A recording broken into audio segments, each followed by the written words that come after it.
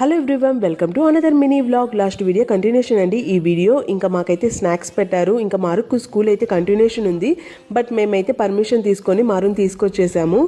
మారుకు చిన్న సర్ప్రైజ్ ఇద్దామని చెప్పేసి. ఇలాంటి స్కూల్లో పర్మిషన్ తీసుకొని బయటికి తీసుకురావాలంటే చాలా టైం పడుతుందండి. ఇంకోసారి ఇవ్వమని చెప్పారు.